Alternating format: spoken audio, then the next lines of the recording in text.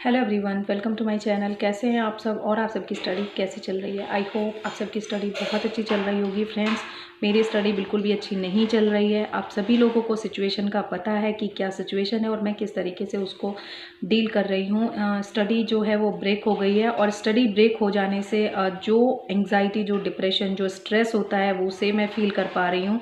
क्योंकि जब आप किसी चीज़ को टारगेट बनाकर रखते हो, एक गोल बनाकर रखते हो, उसको पूरा नहीं कर पाते हो, तब आपके साथ जो होता है वही इस समय मैं फील कर पा रही हूँ। और मैं रिलेट कर सकती हूँ, मैं सभी ऐसी हाउसवाइफ जो कि घर के काम की वजह से या किसी और चीज़ की वजह से जब स्टडी नहीं कर पाती, तब वो जो फ्रस्ट्रेशन होती है माइंड में, वो मैं फील कर पा रही हूँ। क्योंकि मुझे भी ऐसा लग रहा है कि जब स्टडी नहीं हो पाती, जब आप जो सोचते हो, जब आप जो गोल बनाते हो वो कंप्लीट नहीं होता, तब आपको कैसा फील होता है। बहुत से क्वेश्चंस कमेंट सेक्शन में आते हैं कि मैम आप इस समय क्या करते हो, लेकिन जब तक आप रियली उस सिचुएशन से नहीं गुजरते, तब तक आप लोगों को सॉल्यूशन नहीं पता होता कि इस सिचुएशन से कैसे डील कर पाते हैं, कैसे इसमें अपनी स्टडी को कैसे मैनेज कर पाते हैं।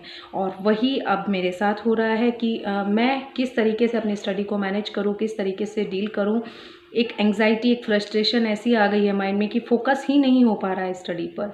एक तो टाइम की भी प्रॉब्लम हो रही है थोड़ी, और सिचुएशंस की वजह से हम अपनी स्टडी पर कंसंट्रेट जब नहीं कर पाते तो माइंड जो है बहुत फ्रस्ट्रेट हो जाता है। तो ऐसी सिचुएशन से निकलने के लिए प्लीज़ आप शेयर कीजिएगा कि आप सब लोग क्या फॉलो करते हैं, किस तरीके से अपने जो माइंड सेट है उसको कैसा बनाते हैं, क्या चीज़ ऐसी है जिसको करके आप अपने फोकस लेवल को बढ़ाते हैं, कंसंट्रेट लेवल को बढ़ाते हैं। प्लीज़ जिसको भी पता हो आप शेयर ज़रूर कीजिएगा।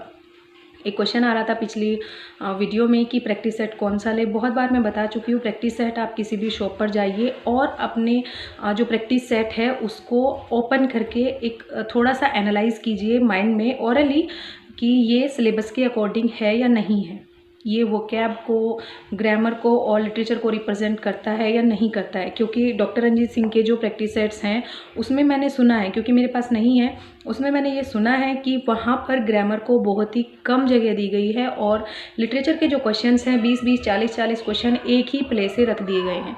तो वो एग्जैक्ट इवैल्यूएशन नहीं हो पाता किसी भी चीज़ के लिए। तो उसमें उससे बचिएगा, क्योंकि वहाँ से आप प्रैक्टिस तो कर सकते हैं क्वेश्चंस की, प्रैक्टिस के लिए अच्छा है, पढ़ने के लिए अच्छा है, लेकिन एग्जैक्ट इवैल्यूएशन और एग्जैक्ट एनालिसिस के लिए बिल्कुल भी अच्छा नहीं है।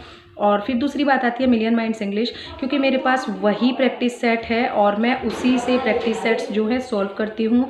तो मैं उसी का एनालिसिस आप लोगों के साथ हमेशा शेयर करती हूँ। अब मैं प्रैक्टिस सेट नंबर 9 पर हूँ, तो आप लोगों के साथ जो भी next practice set analysis share करूँगी वो प्रैक्टिस सेट नंबर 9 का ही शेयर करूँगी। आप सब लोग जो भी प्रैक्टिस सेट सॉल्व कर रहे हैं या आपके पास जो भी प्रैक्टिस सेट है, आप ज़रूर से शेयर कीजिएगा कि उनका एनालिसिस कैसा है या फिर वो प्रैक्टिस सेट्स बेस्ट हैं या नहीं। एक और प्रैक्टिस सेट है ब्लूप्रिंट करके, सक्सेस ब्लूप्रिंट करके है, कुछ कल की वीडियो में ही आया था कि ये बेस्ट है, इसमें मिस्टेक्स भी कम है और ये अकॉर्डिंग टू सिलेबस है।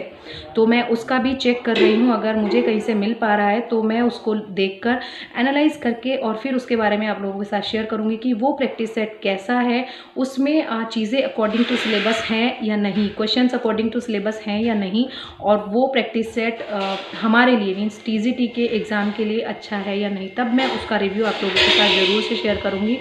लेकिन तब तक के लिए मेरे पास million minds English practice set है और SK अरोड़ा की बुक में 5 प्रैक्टिस सेट सॉल्व करके दिए गए हैं। उन्हीं को मैं आप लोगों को दिखा सकती हूँ, बता सकती हूँ। SK अरोड़ा की प्रैक्टिस सेट्स मैं पहले शेयर कर चुकी हूँ और जो मिलियन माइंड्स इंग्लिश के प्रैक्टिस सेट्स हैं वो 8 मैं शेयर कर चुकी हूँ। 9 पर हम आ चुके हैं, आई थिंक यस 9 पर ही आ चुके हैं। देखिए मैं अभी इसको सॉल्व ही कर रही हूँ, यहाँ पर मैं प्रैक्टिस सेट सॉल्व कर रही हूँ, ये देखिए, ठीक है।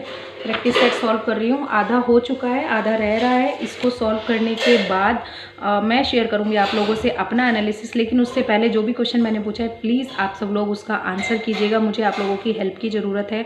क्योंकि कहीं ना कहीं हर एक एस्पिरेंट की लाइफ स्टडी में एटलीस्ट एक जैसी होती है, क्योंकि पर्सनल लाइफ सबकी अलग अलग होती है, सिचुएशन सबकी अलग अलग होती है, लेकिन जब आप स्टडी के जोन में आते हो तब आप सेम एक जैसी चीज़ें जो है फील कर पाते हो, क्योंकि किसी के ऊपर फैमिली का प्रेशर होता है, किसी के ऊपर सोसाइटी का प्रेशर होता है, किसी को खुद का अपना ही एक कोई गोल टारगेट बना लिया होता है, वो पूरा नहीं कर पाते तो उसका प्रेशर होता है, ठीक है। कोई पास्ट फेलियर से डरता है कि पास्ट में मेरे साथ जो कुछ हुआ है, और वो चीज़ें मेरे साथ भी है कि पास्ट में फेलियर फेस करने के बाद जब आप एक एक नंबर से कुछ कुछ पॉइंट से बॉर्डर पर आकर रह जाते हो तो नेक्स्ट एग्ज़ाम के लिए आपको थोड़ा सा डर रहता है, थोड़ी सी एंग्जाइटी और थोड़ा सा स्ट्रेस रहता है, ठीक है। और थोड़ा सा सोसाइटी का प्रेशर और फैमिली का प्रेशर तो रहता ही है, क्योंकि हमेशा ये सुनने को मिलता है कि कब तुम्हारा एग्ज़ाम होने वाला है, कब एग्ज़ाम होगा, कब तक हमेशा पढ़ाई करते रहोगे, यही करते रहोगे और कुछ काम नहीं है।